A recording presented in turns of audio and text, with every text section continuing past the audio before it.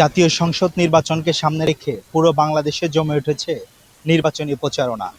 এরই মধ্যে ঢাকা ৮ আসন নাসিরউদ্দিন পাটোয়ারী ও মির্জা আব্বাসের কথার লড়াইয়ে ভিন্ন রকম উত্তাপ ছড়াচ্ছে এই আসন।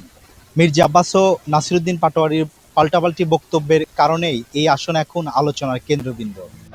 আসন্ন ত্রয়োদশ জাতীয় সংসদ নির্বাচনের সময় যত ঘনিয়ে আসছে, রাজধানী ঢাকা ৮ আসনের নির্বাচনী উত্তাপ ততই তুঙ্গে উঠছে।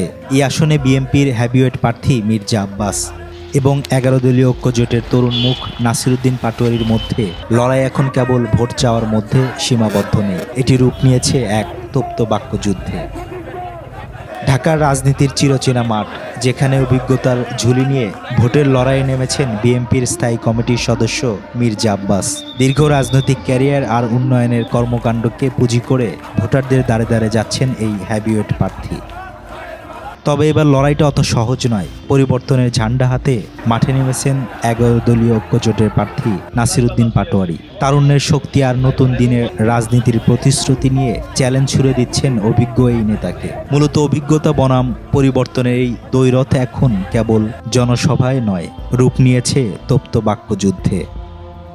প্রার্থীরা যখন বাকযুদ্ধে ব্যস্ত, তখন হিসাব মেলাচ্ছেন সাধারণ ভোটাররা। উন্নয়নের পাশাপাশি তাদের চাওয়া নিরাপদ ও শান্তিময় ঢাকা।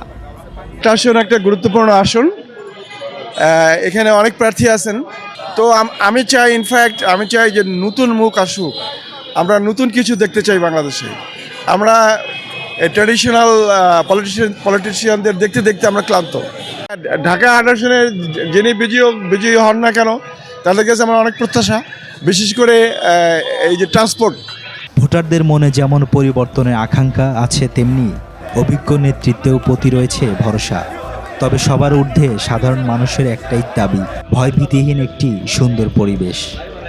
আমরা চাই আমাদের দেশটা শান্তি চাই, ভালো চাই, কোনো চাঁদাবাজি চাই না, কোনো মানুষকে মারতে চাই না, কোনো মানুষের উপর হাহাকারি করতে চাই না, কোনো মানুষকে আমরা কোনো ক্ষতি করতে চাই না।